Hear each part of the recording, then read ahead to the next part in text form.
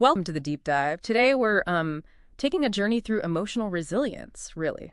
Looking at self-worth, vulnerability. Yeah, and we're using Bianca Sparacino's book, A Gentle Reminder, as our guide.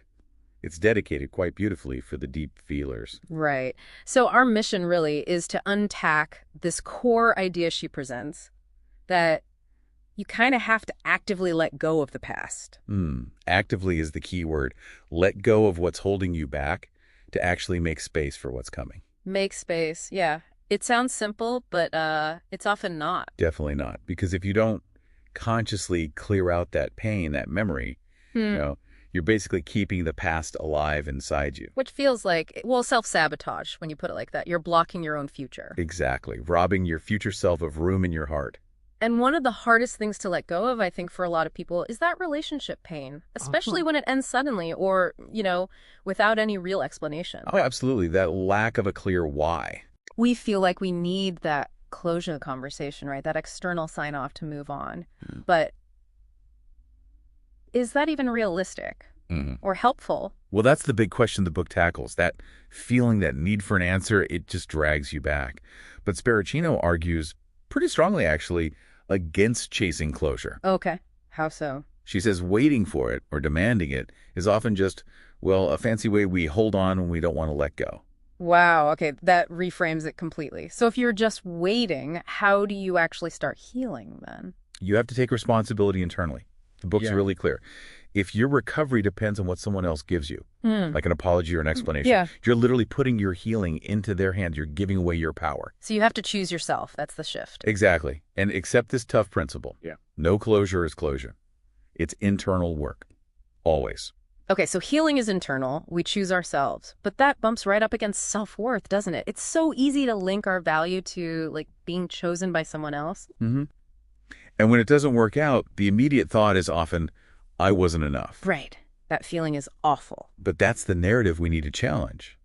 The author has this amazing line, you were never asking for too much. You were simply just asking the wrong person. Oh, I like that. That shifts it, doesn't it? It's not about your worth. It's about fit, compatibility. Precisely.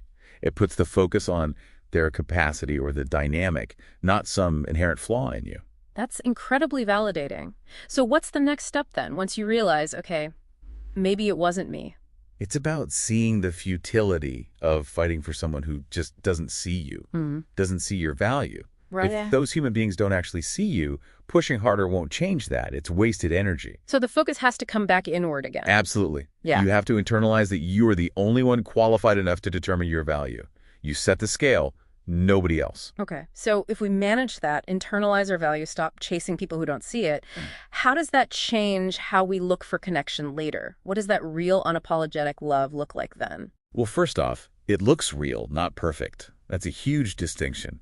You will not find a love that is perfect, but you will find a love that is real. Real, not perfect. And what does real feel like, according to the book? It feels connecting. It feels light. That's a word she uses. Light, that isn't heavy to carry. It should lift you up, not drag you down. I love that imagery, light, not heavy. And there's more beautiful imagery too, right? About gardens and cemeteries. Yes, that's such a powerful one.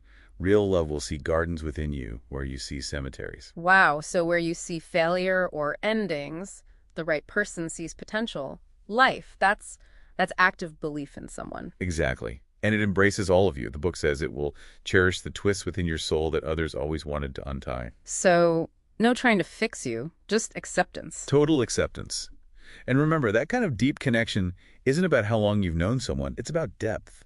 Connections are measured in how deeply they help you to see yourself. Okay, so wrapping this up then, this deep dive really shows that healing starts with choosing yourself, finding that internal worth, and then being open to connections that are real, deep, and light, not perfect. Precisely. And as you move forward, it's good to remember this whole thing is a process. Constant transformation. Right, like shedding skin. Exactly. The book uses that metaphor molting. Molting is a process by which a snake routinely casts off its skin to facilitate new growth.